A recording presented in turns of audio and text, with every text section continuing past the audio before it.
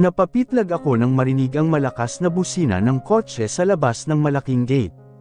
Nagmamadali kong binitiwan ang hawak kong walis at dustpan at saka mabilis ang mga hakbang na lumapit sa bintana. Si Senyorito Niccolo, bulalas ko habang may malaking ngiti sa aking labi. Gusto kong tumalon sa labis na tuwa ng matano ang pagpasok ng kulay abong sasakyan sa gate ng Villarica Mansion. Si Manang Celia pa ang nagbukas ng pinto dahil excited rin itong salubungin si Senyorito Niccolo. Ang totoo niyan, sa lahat ng anak ni Don Flavio, si Senyorito Niccolo at Ate Andrea ang pinakapaborito ni Manang Celia. Nasa ibang bansa na si Ate Andrea, at si Senyorito Niccolo naman ay madalang na lang kung bumisita rito. Pero dahil nalalapit na ang kaarawan niya, umuwi ito sa Hacienda Villarica upang dito ipagdiwang ang kanyang 30th birthday. Dali-dali akong lumabas sa malaki at malawak na living room upang salubungin ang senyorito. Hindi na nga mabura ang ngiti sa mukha ko dahil sa wakas, matapos ang maraming buwan ay muli kong masisilayan ang gwapo niyang mukha. Niccolo, anak, kumusta ka naman? Manang, namiss ko po kayo. Namiss din kita, anak. Lalong natuwa ang nangungulila kong puso nang marinig ang kumustahan ni Manang Olga at Senyorito Niccolo. Matagal ko ring pinanabikang marinig ang baritono at nakakainlab na boses ni Senyorito. Paglabas ko ng malaking pinto ng mansion, ang matinding kasiyahan at malaking ngiti sa aking lobby ay mabilis na nawala. Unti-unting naglaho ang tuwang nararamdaman ko nang makita ang babaeng nakatayo sa tabi ni Senyorito Niccolo. Sa tinagal-tagal ng panahon, ngayon lang nagsama ng babae si Senyorito. Maganda ito, matangkad, kutis porselana at maamo ang mukha. Maging ang pananamit nito, napakasosyal. Nanliit ako nang bumaba ang paningin ko sa aking sarili. Damit na pangkatulong lamang ang aking suot, hindi rin ako masyadong katangkaran, morena ang kutis ko at kumpara sa babaeng kasama niya, walang-wala ako. Sino naman itong kasama mo, iho? Bago pa man masagot ni Senyorito Niccolo ang tanong ni Manang, lumabas na mula sa malaking pinto ng mansion si Don Flavio kasama ang may bahay nito, si Doña Bernarda. Niccolo, pa, nakangiting lumapit si Senyorito kay Don Flavio at yamakap dito. Hindi naman niya binigyan ng pansin si Doña Bernarda na agad na nahalata namin. Matapos nang nangyari kay Master Gerald at maging sa anak ni Doña Bernarda na si Denise, malaki na ang ipinagbago ng Hacienda Villarica. Isa na rito si Senyorito Niccolo. Umiwas na ito sa pag-uwi dito sa Hacienda, at kung nandito man, halata ang pagkaaylap niya sa Doña. Hindi ko masisisi si Senyorito Niccolo. Kalat na sa buong Hacienda Villarica ang ginawang pagtutuhog ni Doña Bernarda sa mag-amang Villarica, kina Don Flavio at Master Gerald. Sa katunayan, namatay si Master Gerald nang hindi sila nagkakaayos ng Don. Ito na ba si Gwen? Lumapit si Senyorito Niccolo sa babaeng kasama at nakangiting inakbayan ito. Yes, pa. Kumirot ng bahagya ang puso ko nang makita ang ngiti sa mukha ni Senyorito habang nakaakbay sa babaeng nagngangalang Gwen. Lumapit si Gwen kay Don Flavio at bumati rito, maging kay Doña Bernarda. Mabuti naman at nakasama ka, hiha. It's a pleasure to be here, Tito. Matagal ko na nga kung gustong bumisita rito. Si Niccolo kasi, masyadong busy sa trabaho kaya ngayon lang kami nakapunta. Hindi bale, ang mahalaga, nandito ka para sa birthday celebration ng aking anak. Mas lalo akong nanlumo nang mapansin na parang gustong-gusto ni Don Flavio si Gwen. Mukhang boto ito sa babaeng yun para kay Senyorito Niccolo. Nakagat ko ang lobby ko sa narinig. Hindi naman siguro sila magkasintahan. Oo, maganda si Gwen, pero hindi siya magugustuhan ni Senyorito Niccolo. Mailap si Senyorito sa mga babae at ayaw niya sa mga masyadong maarte. Tumanggo-tango ako sa naisip. Umaasa ako na hanggang ngayon, hindi pa nakakatagpo si Senyorito Niccolo ng kasintahan. Matagal akong naghintay sa pagbabalik niya. Siguro ngayon, magagawa ko ng may pagtapat sa kanya ang tunay kong nararamdaman. Siya nga pala, Manang Celia, ito pala si Gwen, ang nobye ko. Parang gumuho ang mundo ko nang marinig ang mga katagang iyon mula kay Senyorito. Lumakas ang pintig ng puso ko at habol hiningang nagpabalik-balik ako ng tingin kay Senyorito Niccolo at kay Gwen. Kahit si Manang Celia ay natigilan at napatingin sa akin. Alam kasi niyang matagal ko ng lihim na minamahal si Senyorito Niccolo. Buong akala ko ay wala nang masasakit pa sa nalaman ko ngayon, pero ang sumunod na sinabi ni Don Flavio ang tuluyang nagpawasak ng puso ko. Sa gabi ng kaarawan mo, iaanunsyo ko na rin sa lahat ang nalalapit ninyong pag-iisang dibdib. Araw ng kaarawan ni Senyorito Niccolo. Lahat ay nagsasaya sa labas, habang ako ay nandito sa isang sulok ng kusina, pinagluluksa ang patay kong puso. Condolence, friend. Nilingon ko ang nagsalita at nakita si Mina, ang isa sa mga katulong na kaibigan ko rin. Magkaedad lang kaming dalawa, at alam niya ang nararamdaman ko para kay Senyorito Niccolo. Excited pa naman ako sa pag-uwi ni Senyorito Niccolo, Mirna. Buong akala ko, masasabi ko na sa kanya ang tunay kong nararamdaman. Ikaw naman kasi, buong buhay nyo, magkasama na kayo. Pero hindi mo man lang naisip na magtapat sa kanya ng mas maaga. Sino ba naman kasi ako para gawin iyon, Mirna? Isa lang akong katulong sa pamilya nila.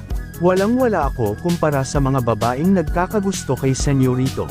Ayan, kaya ka nasasaktan ngayon dahil sa mindset mo na iyan. Lalong bumuhos ang mga luha sa pisngi ko nang marinig ang masayang tawanan sa labas. Hindi ko yata kakayaning makitang ikinakasal sa iba ang tanging lalaking inibig ko. Mahal ko siya, Mirna. Mahal na mahal ko si Senyorito Niccolo. Isang luha ang tumakas sa aking pisngi. Naninikip ang dibdib ko habang iniisip na habang buhay na siyang mawawala sa akin. Hindi man lang ako nabigyan ng pagkakataon makapagtapat ng aking pag-ibig. Friend, kung ako sa iyo, kakalimutan ko na si Senyorito. Kahit naman may pagtapat mo sa kanya ang totoo, walang kasiguraduhan na matutugunan niya ang feelings mo. Alam ko, kalimutan mo na siya, friend. Hindi siya nababagay sa katulad natin na mga dukha. Suntok sa buwan ang magkagusto si Senyorito Niccolo sa isang katulong lang. Matagal akong natahimik sa sinabi ni Mirna. Kahit nang mawala siya ay iniisip ko pa rin ang mga sinabi niya. Tumayo ako at lumapit sa bintana. Tanaw ko mula roon ng mga bisita sa malawak na garden. Sinong hinahanap mo? Nagkandahaba-haba na ang leeg ko sa kakahanap, pero hindi ko makita ang gusto kong makita. Si Senyorito. Senyorito. Sinong Senyorito? Tila natutuwa ang boses na kumakausap sa akin. Umikot ang mga mata ko. Naiinis akong lumingon sa taong nagtatanong, si Senyorito Niccolo, ay kabute. Napatili ako nang makitang nakatayo si Senyorito Niccolo sa harap ko. May matamis na ngiti sa mga labi habang kumikislap ang mga matang nakatingin sa akin. Malalim akong lumunok. Senyorito, bakit hinahanap mo ako? Malalim ngunit malumanay ang boses niya. Masarap iyon sa pandinig. Lumapit siya sa akin, nakangiti habang gumagapang ang paningin sa aking kabuuan. Napalunok na naman ako. Sa lakas ng kabog ng dibdib ko, natakot ako na baka marinig na niya ito. Senyorito Niccolo, tumigil siya sa mismong harap ko, ilang dangkal ang layo mula sa akin. Nakapasok ang mga kamay sa kanyang bulsa at parang natutuwang nakatingin sa akin. Kung para sa kanya ay wala lang itong ginagawa niya, pues para sa akin ay hindi. Natutunaw na ako sa bawat titig at ngiti niya. Cristela, right, naaalala ni Senyorito ang pangalan ko. Opo, Senyorito, dalaga ka na pala, napakaganda mo. Halos tumigil sa pagtibok ang puso ko. Tama ba ang narinig ko? Sinabihan akong maganda ni Senyorito Niccolo. Lumapad ang ngiti sa labi ko. Salamat po, Senyorito Niccolo. May nobyo ka na siguro. Bumaba ang mukha niya at nilapit sa akin. Natatawa akong umiwas ng mukha. Wala pa po, Senyorito. Ramdam ko ang pamumula ng pisngi ko. Hindi ako makapaniwala. Kahit magkakasama kami noon dito sa Hacienda Villarica, ni minsan ay hindi kami nakapag-usap ng ganito kay Senyorito. Maligayang kaarawan po pala, Senyorito Niccolo. Thank you, Cristela. Ibubuka ko pa sana ang bibig ko para magsalita, bigla naman pumasok si Gwen. Nag-iba agad ang reaksyon ng mukha ko nang makita ito. Nandito ka lang pala. Let's go outside. Hinahanap ka na ng mga bisita mo. Sure. Bago tuluyang umalis, muli pa akong tiningnan ni Senyorito Niccolo. Nakita ko ang pagdungaw ng paghanga sa mga mata niya nang ngitian ako para magpaalam. Palabas na sila ng pinto nang lingunin ako ni Gwen.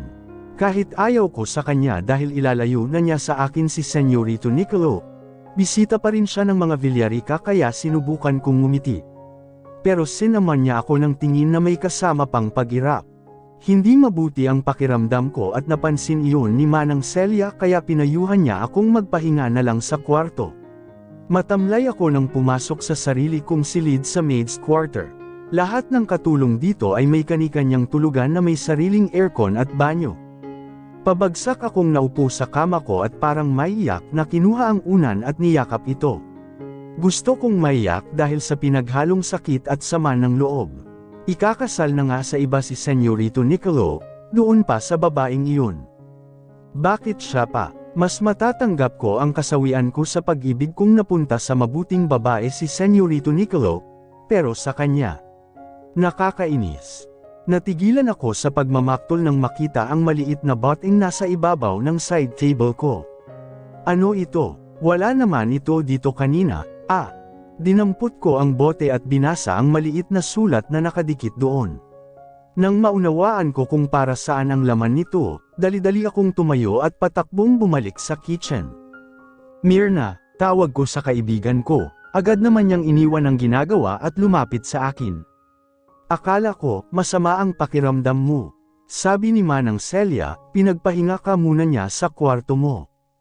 Hindi ko pinansin ang sinabi niya at hinila siya papunta sa sulok ng kusina, doon sa walang makakarinig sa amin. May plano ako, Myrna. Plano? Anong plano? Para hindi matuloy ang kasal ni Senyorito Niccolo. Nanlaki ang mga mata niya sa narinig. Nagpabaling-baling siya ng tingin sa paligid upang siguruhin na walang nakakarinig sa amin. Nasisiraan ka na ba? Pipigilan mo ang kasal ni Senyorito Niccolo. Desedido akong tumango, hindi ako makakapayag na ikasal siya sa babaeng yon. Kung nakita mo lang kung paano niya ako tingnan kanina, mapangmata siya, Myrna. Napasapo sa noo si Myrna. Anong gagawin mo? Baka mapahamak ka. Hindi, kung tutulungan mo ako. Nanlaki ang mga mata niya sa narinig. Ano? Ako? Cristela, ayokong madamay dyan. Nilagay ko ang hintuturo sa tapat ng labi ko at pinanlakihan siya ng mga mata. Huwag kang maingay, ano ka ba? Cristela naman, baka mapahamak tayo sa binabalak mo. Hindi, basta sundin mo lang ang sasabihin ko. Matagal niya akong tinitigan na may pag-aalinlangan sa mga mata. Sa huli ay bumubuntong hininga siyang tumango. Sige na nga, kaysa naman makita kitang habang buhay na nagdurusa. At saka, hindi ko rin bet yung si Gwen para kay Senyorito. Mukhang nasa loob ang kulo. Salamat, Myrna, kaibigan talaga kitang matalik. Sandali kaming lumabas at nagpunta sa laundry room para doon pag-usapan ang gagawin. Ano ito? At saan mo ito nakuha? Tak ang tanong niya habang hawak ang bote na naglalaman ng likido. Huwag ka nang magtanong, basta, ilagay mo yan sa inumin ni Senyorito Niccolo, at ako na ang bahala sa lahat. Halatang kinakabahan ito. Sigurado ka ba dito, Cristela? Hindi ba tayo makukulong dito? Hindi, basta sumunod ka na lang. Bumalik kami sa kusina at kumuha ng baso sa kasinalinan ito ng alak. Nilagyan na rin namin iyon ng likido mula sa bote. Pagkalabas ni Myrna, kinuha niya ang tray ng mga alak sa isang waiter na nag-iikot sa paligid. Hinalo niya sa mga baso na naroon ang basong para kay Senyorito Niccolo. Nakita ko kung paano kumuha ng alak ang mga taong kasama ni Senyorito Niccolo sa iisang table. Kitang-kita ko rin kung paano inabot ni Myrna ang isang baso kay Senyorito at ang pag-inom nito roon. Kabado akong ngumiti, hindi ako papayag na mapunta si Senyorito Niccolo sa iba. Sabihin ng makasarili ako, pero nakahanda akong gawin ang lahat upang maging akin siya. Senyorito Niccolo, natigilan ako ng matano sa bungad ng pinto ng mansyon si Senyorito Niccolo. Hindi ito makalakad ng maayos at parang babagsak na anumang oras. Lumingon ako sa paligid, nang masiguro kung walang tao, agad ko siyang nilapitan at inalalayan. "Senyorito, anong nangyayari sa inyo? Ayos lang po ba kayo?" Sinagot niya ako ng isang ungol. Kahit sa pagsasalita ay parang nahihirapan ito. Kinuha ko ang braso niya at nilagay ang sa aking balikat. Kamuntikan pa kaming mabuwal dahil sa kanyang bigat. Mabigat at matangkad si Senyorito Nicolo, batak sa gym ang katawan nito at nasa 6 na plus yata ang height niya, habang ako naman ay 5'5 lang, hanggang kilikili niya lang ako. Nag-umpisa na kaming maglakad. Nang malagpasan namin ang hagdanan ay muli akong luminga sa paligid para masigurong walang nakakakita sa amin. Abala kasi ang ibang katulong sa kusina, habang ang iba pa ay nasa labas at tumutulong sa party. Dumiretso kami sa maid's quarter sa kwarto ko. Nang makapasok sa silid ko ay maingat ko siyang inihiga sa kama, pero dahil sa bigat niya ay bumagsak kaming dalawa. Nagpakawala siya ng malakas na ungol. "Senyorito, ayos ka lang?" Umayos ako ng pagkakaupo sa tabi niya at malayang pinagmasdan ang kanyang mukha. Napangiti ako. Hindi ko mapigilan ang sarili ko na titigan ang gwapo niyang mukha. First time ito na naging ganito ako kalapit sa kanya. Ito ang mawawala sa akin kapag hindi ko itinuloy ang plano ko. Hindi ko kayang ipaubaya ka sa iba. "Senyorito Nicolo, akin ka." Umalis ako sa kama at lumapit sa pinto para ikandado yun, kagat ang ibabang lobby na sumandal ako sa pinto at tinitigang maigi si Senyorito.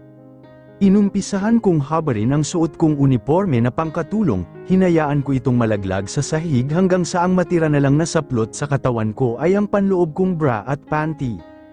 Lumapit ako sa kama bago tuluyang hinubad ang natitirang saplot sa katawan ko. Nayakap ko ang sarili ko nang madama ang lamig na dumampi sa hubad kong katawan. Naupo ako sa tabi niya at marahang hinaplos ang kanyang pisngi. Pinagsawa ko ang mga mata ko sa kagwapuhan niya, at nang magsawa ay tuluyan kong hinubad ang suot niyang itim na polo at pantalon. Diyos ko, pinagapang ko ang nanginginig kong kamay sa abs niya. Hindi lang palad ko kundi buong katawan ko ang nanginginig dahil sa kaba at pananabik. Sinusubukan niyang imulat ang mga mata, sinusubukang igalaw ang katawan. Agad akong umibabaw sa kanya sa takot na baka tuluyang mawala ang epekto ng gamot at magising siya. Napatingala ako ng aksidenteng madulas ang katawan ko at dumiretsyong pumasok ang talong sa pakwan ko. "Senyorito," nasasaktan kong sigaw. Dinahan-dahan ko ang pagbaba, pero laking gulat ko ng 2 pares ng kamay ang humawak sa magkabila kong baywang, at pilit akong pinauupo upang lalong bumaon ang talong niya. "Senyorito Nicolo," nanlalaki ang mga mata ko sa gulat at takot sa akal ang gising na ito. Pero nakapikit pa rin ang mga mata niya at kunot ang noo habang kusang kumikilos ang kanyang balakang. Malakas niyang ungol nang tuluyang bumaon ang kanyang sandata. Kagat ang ibabang labi, nagsimula akong magbaba taas kay Senyorito Nicolo. Maingat at mabagal ang bawat kilos ko. Ganito pala kasakit ang mabiyak. Kusa nang lumabas ang mga luha sa mata ko dahil sa matinding kirot sa pagitan ng mga hita ko. Mahinang ungol ni Senyorito. Kung ako ay nasasaktan at nahihirapan, iba ang nararamdaman ni Senyorito Nicolo, mukhang nag-e-enjoy ito kahit wala siyang malay, base sa mukha niya.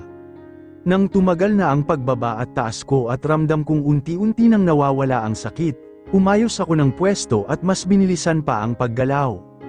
Bawat segundong lumilipas, pabilis ng pabilis ang bawat kilos ko, palakas din ng palakas ang pag-ungol ni Senyorito Nicolo kahit nakapikit pa rin ang mga mata niya. Isang ngiti ang kumintal sa mga labi ko, tagumpay ako sa plano ko. Napigilan ang tangkang pagbangon ko dahil sa biglang pagsakit ng ulo, napaupo ako sa gilid ng kama at wala sa sariling sinapo ang aking ulo gamit ang kamay ko. This hangover, gaano ba karami ang nainom ko kagabi at bigla na lang akong nawalan ng malay. Ni hindi ko maalala ang mga nangyari. Kumapit ako sa side table at tuloy na sana akong tatayo nang mapansin kong hindi ako nag-iisa sa kama. I glanced around my surroundings. Nanlalaki ang mga matang napatitig ako sa babaeng katabi ko. It's Cristela, ang pamangkin ng mayordoma namin. Nakadapa ito sa kama at mahimbing na natutulog. What happened? Katulad ko ay walang suot na damit. At malaya kong nakikita ngayon ang maganda at makinis niyang katawan na nakalantad sa akin. Bakit nasa kwarto ko ang babaeng ito? Bigla akong natigilan nang mapansin ang paligid ko. Oh, I'm not in my room, at sa tingin ko ay nasa kwarto niya ako. Oh, I groaned when I noticed the red stain on the bed. She's a virgin. Tatayo na sana ako pero bigla akong natigilan nang mapansin ang bagay na unti-unting nagigising at sumasaludo sa ibaba ko. My body is reacting to this woman in front of me. Isipin palang na birhen ito nang makuha ko ay biglang gumapang ang init sa aking katawan. Natigilan lang ako sa pag-iisip ng makarinig ng malakas na pagkahulog at pagkabasag ng baso. When I turned my gaze to the bedroom door, I was stunned to see Gwen's shocked face. Kasama nito sina Manang Celia, si Papa at ang asawa nitong si Bernarda. What is happening in here? Galit na pumasok si Papa sa loob ng kwarto. What the hell is happening, Nicolo? Masama ang tingin ko habang nasa loob ng dining room at nakaupo sa harap ng hapag. Nandito ang lahat, kabilang na si Gwen na tahimik lang na nakaupo sa tabi ko. She's not saying anything, but I know that she's angry and hurting. This seems to be familiar, umpisa ni Papa na ikinapikit ko. Alam ko na ang tinutukoy niya ay ang nangyari noon kina Gerald at Denise. No, he couldn't be thinking of doing that. Tumahan ka na sa pag-iyak, hiha. Muling nakuha ni Papa ang atensyon ko sa sinabi niya. Nang balingan ko ng tingin kung saan siya nakatuon, nakita kong umiiyak si Cristela, suot na ulit nito ang pangkatulong na uniform. Napalunok ako nang maalala kung ano ang nasa loob ng unipormeng iyon. Nicolo, are you really thinking of that in the middle of this situation? Ano ba talagang nangyari, Nicolo? Napatingin ako kay Papa sa tanong niya. All I can remember is, I was at the party, having a good time talking with the people around me. What? You can't remember? Lalong lumakas ang paghinga ko sa paraan ng pagtingin sa akin ni Papa. He's disappointed. Don Flavio, nabaling kay Manang Celia ang paningin namin nang magsalita ito. Alam ko hong katulong lamang kami ng pamangkin ko sa inyong pamilya, pero kahit ganoon, pinalaki ko po ng maayos si Cristela. Mahirap kami pero inaalagaan namin ang dangal namin. Ano na lang ang sasabihin ng mga tao? Alam ko, Celia, matagal na kayong naninilbihan sa pamilya ko, at parang anak na ang turing ko kay Cristela. Ano na pong mangyayari sa pamangkin ko, Don Flavio? Nabaling kay Papa ang paningin naming lahat, halos hindi ko na magawang lumunok sa paghihintay ng susunod niyang sasabihin, at parang binagsakan ako ng langit sa mga salitang lumabas sa bibig niya. Since the news about you and Gwen hasn't been announced to everyone yet, you and Cristela will get married. Kailangan mong panagutan ang nangyari bago pa kumalat at muling malamatan ang pangalan ng ating pamilya. But Tito, nabaling kay Gwen ang atensyon namin, her eyes were puffy and hurt was all over her face. Ilang beses kong minura ang sarili ko sa aking isip dahil alam kong ako ang dahilan kung bakit siya nasasaktan. I'm sorry, hiha, I already made up my mind. Nicolo, you're getting married to Cristela. Pagkapasok namin sa guest room kung saan nag-stay si Gwen, tuluyang bumuhos ang mga luha sa pisngi nito. She cried in silence while I was standing there, and can't even do anything to stop her pain. Natigilan at nabahala ako nang makitang lumapit siya sa built-in cabinet at sinimulang kunin ang mga damit niya at ipasok sa malita. What are you doing? Nag-iimpake. Tumigil siya sa ginagawa at bahagyang bumaling sa akin. What do you expect? I'd stay here and watch you get married to someone else. Tuluyan niya akong hinarap, and I wanted to hurt myself when I saw the tears on her face. Gwen. Hindi mo na ba ako mahal? I let out a heavy sigh. Mahal, hindi magbabago ang nararamdaman ko para sa iyo, you know that. Then why? Nandito naman ako, bakit kailangan maglabas ka ng init sa ibang babae? Mabilis ko siyang nilapitan at hinawakan sa magkabilang braso. I was drunk, Gwen. Hindi ko alam kung ano ang nangyari. Kung nasa tamang pag-iisip ako, you think I'd do that? No, never. Parang nakababatang kapatid na ang turing ko kay Cristela. Matagal siyang natigilan habang nakatingin sa akin. Tears kept falling from her eyes. Naaawa kong pinahid gamit ng hinlalaki ko ang mga luhang iyon. What if umalis na lang tayo? This time, ako naman ang natigilan. Malungkot akong nag-iwas ng mukha. I'm sorry. But Nicolo, nangako ako sa mga kapatid ko na hindi ko iiwan si Papa, ako na lang ang mayroon siya. It broke me again when a tear fell from her eyes while she's looking at me, helplessly begging for me to choose her. I hate making her cry. Paano naman ako, ikaw na lang din ang mayroon ako, nangako ka sa puntod ng mga magulang ko. Gwen, I tried to hug her but she avoided me. You can't do this to me, you promised me. Nicolo, nangako kang pakakasalan ako. And I will keep that promise. Napuno ng pagkalito ang mukha niya. What do you mean? I took her hand and brought it to my heart. Even if I get married to her, I won't love her, Gwen. And time will come, maghihiwalay kaming dalawa. When that time comes, I'll marry you. Nicolo, can you wait for me? Paano ko matatanggap na ang lalaking pinakamamahal ko, ikakasal sa ibang babae? Alam mo ba kung gaano ito kasakit sa akin? Yes, I know. Pero mas masasaktan ako kapag tuluyan kang nawala. Kaya kahit masakit, maghihintay ako. Napangiti ako sa sinabi niya. I pulled her closer and kissed her on the forehead. Napapitlag ako nang marinig ang malakas na busina ng kotse sa labas ng malaking gate. Nagmamadali kong binitiwan ang hawak kong walis at dustpan at saka mabilis ang mga hakbang na lumapit sa bintana. Si Senyorito Nicolo, bulalas ko habang may malaking ngiti sa aking labi. Gusto kong tumalon sa labis na tuwa ng matano ang pagpasok ng kulay abong sasakyan sa gate ng Villarica Mansion. Si Manang Celia pa ang nagbukas ng pinto dahil excited rin itong salubungin si Senyorito Nicolo. Ang totoo niyan, sa lahat ng anak ni Don Flavio, si Senyorito Nicolo at Ate Andrea ang pinakapaborito ni Manang Celia. Nasa ibang bansa na si Ate Andrea, at si Senyorito Nicolo naman ay madalang na lang kung bumisita rito.